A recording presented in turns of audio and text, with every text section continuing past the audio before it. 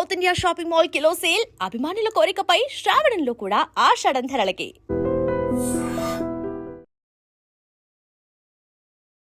Hi guys, welcome to I dream. నేను మీ Chanakya. Guys, మనం ఎంతగానో ఎదురు చూస్తూ ఉన్న మోస్ట్ యాంటిసిపేటెడ్ మూవీ, అది కూడా ఈ ఇయర్లో, కూలీ. మరి కూలీ ట్రైలర్ కూడా రిలీజ్ అయింది. కూలీ ట్రైలర్ చూసిన తర్వాత నా రియాక్షన్ చెప్పాలంటే సింపుల్గా ఒక గూస్ బంప్స్ భయ. లోకీ మామ సంభవం, రజనీకాంత్ గారి ప్రెసెన్స్, నాగార్జున గారి అపియరెన్స్, వావ్, జస్ట్ లైక్ ఏ వావ్ అన్నట్టు మాత్రం అనిపిస్తుంది. అండ్ ఇన్ డీటెయిల్గా అయితే మనం ఈ మూవీ ట్రైలర్ గురించి కూడా మనం చెప్పుకుందాం. ఈ ట్రైలర్ చూసిన తర్వాత మాత్రం చాన్నాళ్ళ నుంచి తమిళ్ ఇండస్ట్రీ ఆకలితో ఉంది ఒక హిట్ లేక. ఏంటంటే ఒక 1000 crores మూవీ వాళ్ళ దగ్గర లేదు లేదు అని చెప్పేసి బాధపడుతున్న తమిళ్ ఇండస్ట్రీకి ఈ మూవీ ఖచ్చితంగా ఆకలి తీర్చబోతుందని కూడా క్లియర్ కట్గా అర్థమవుతోంది. అండ్ ఈ మూవీలో మెయిన్గా స్టార్టింగ్లోనే నాగార్జున గారి వాయిస్తో, అది కూడా ఒక విలనీ టోన్తో ఉన్న నాగార్జున గారి వాయిస్తో స్టార్ట్ అవుతుంది. Then later one by one ఒక్కొక్కరి క్యారెక్టర్స్ అనేది కూడా ఎస్టాబ్లిష్మెంట్ చేసుకుంటూ వెళ్ళిపోయాడు. రజనీకాంత్ గారు కనిపిస్తున్నారు అంటే మాత్రం ఆ స్క్రీన్లో ఎవ్వరున్నా కానీ, ఎంత అందమైన హీరోయిన్ ఉన్నా కానీ మనం చూడకుండా రజనీకాంత్ గారిని చూస్తాము. అలాంటి ఈ కూలీ ట్రైలర్లో రజనీకాంత్ గారికి ఆపోజిట్గా నటిస్తూ ఉన్న నాగార్జున గారిని చూస్తూ ఉంటే ఏంటంటే వాళ్ళిద్దరి మధ్యలో జరిగే ఫేస్ టు ఫేస్ ఏదైనా సీన్స్ వచ్చాయంటే అది మాత్రం థియేటర్ని మాత్రం తగలెట్టేస్తాయి అనే టైప్లో మాత్రం కనిపిస్తుంది. ఎందుకంటే నాగార్జున గారిని కూడా క్లియర్ కట్గా ఒక పవర్ఫుల్ యాక్షన్ రోల్లో చూపించబోతూ ఉన్నారు. ఇప్పటి వరకు మన నాగార్జున గారిని ఆ స్టైల్లో మనం ఇంతవరకు చూడలేదనుకుంటా. మనం శివలో చూసాం, నిన్నే పెళ్ళాడతలో చూసాం, అండ్ సొగ్గడే చిన్ని నాన్న, ఇలా మనము ఒక సాఫ్ట్ టోన్తో చూసిన నాగార్జున గారిని ఒక డిఫరెంట్గా ఇప్పటి వరకు ఎవ్వరూ చూడని స్టైల్లో, చూపించని స్టైల్లో నాగార్జున గారిని లోకి ఈ మూవీలో చూపించబోతున్నాడు. అంటే తర్వాత అండ్ మోనికా సాంగ్ రిలీజ్ అయిన తర్వాత ఎంత ఫేమస్ అయిందో మనందరికీ తెలుసు. అక్కడ మోనికా ఆ సాంగ్లో యాక్ట్ చేసిన పూజా హెగ్డే కూడా ఏదైనా రోల్ ఉంటుందేమో అని అనుకున్నాము. కానీ తనకైతే కేవలం ఆ ఒక పాట కోసం మాత్రమే తీసుకున్నారని క్లియర్ కట్గా అర్థమవుతుంది. లోకేష్ కనకరాజ్ మూవీస్లో మెయిన్గా హీరోయిన్స్కి ఎక్కువ పాత్ర అనేది కూడా ఉండదు. ఉంటే 1-2 పాత్రలు మాత్రమే ఉంటాయి. అంత ఇంపార్టెన్స్ కూడా పెద్ద కల్పించరు. కానీ ఈ మూవీ విషయానికి వచ్చేటప్పటికి మాత్రం కాస్త డిఫరెంట్గా ఉంది. ఎందుకంటే శృతి హాసన్ కూడా ఒక పవర్ఫుల్ రోల్లో మరి ప్లే చేయబోతున్నారు. శృతి హాసన్ ఇంతకుముందు చెప్పినట్టే అసలు మేకప్పే లేకోకుండా ఒక న్యాచురల్ బ్యూటీతో మీరైతే నేను ఈ మూవీలో కనిపించబోతూ ఉన్నాను.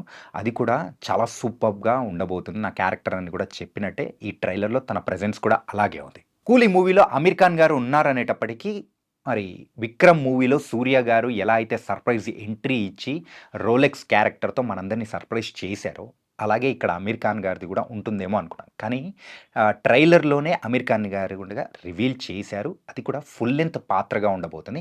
మనం ముందుగా ఎక్స్పెక్ట్ చేసినట్టు ఏదో ఒక 10 మినిట్సో, 15 మినిట్సో, ఒక హాఫ్ అన్ అవర్ ఆ టైప్లో తన నిడివి ఉంటుందేమో అనుకున్నాం. కానీ చూస్తూ ఉంటే అలా మాత్రం లేదు. కంప్లీట్గా ఒక బిగ్ స్కేల్లోనే అమీర్ ఖాన్ గారి క్యారెక్టర్ కూడా ఉండబోతుందని ట్రైలర్లో మనకు క్లియర్గా అర్థమైంది. కూలీ మూవీలో ఇంకొక ప్రత్యేకమైన పాత్ర గురించి మనం పర్టికులర్గా మాట్లాడుకోవాలి. అదేంటంటే షౌబిన్.